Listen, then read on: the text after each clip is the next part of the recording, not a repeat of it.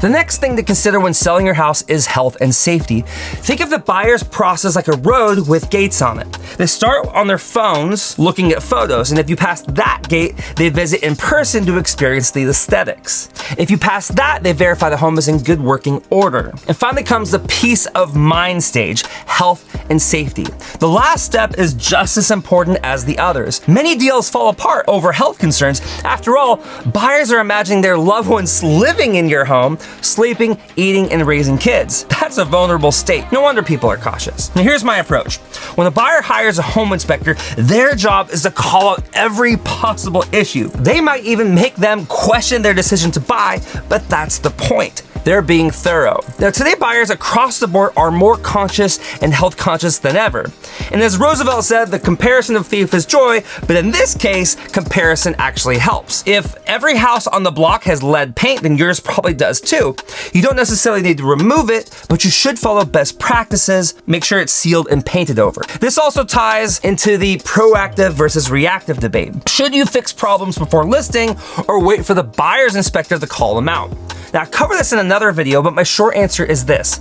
If you know there's a problem, address it. If you're unsure, comment down below. I do my best to answer as many questions as I can. Common health hazards to look out for. Mold. Now, mold is a big deal. Spores are in the air, but some people act like even a trace means the house should be burned down. That's not true. If you live in a wet or humid climate, even building supplies can arrive at the job site before installation with mold stains already on it. That doesn't necessarily mean that there's a problem. The real issue here is moisture. Many homes built 20 plus years ago had bathroom fans venting in the attic instead of outside, basically pumping humid air where it doesn't belong. The fix, redirect the vent outside, remediate the mold, and move on. Radon. Now, radon is a naturally occurring radioactive gas that seeps in the home from the soils. It's invisible and odorless, but long-term exposure is the second leading cause of lung cancer in the US after smoking. Here's when to worry. If your neighborhood has high radon levels, and if you live in a habitable space directly above concrete, like a basement.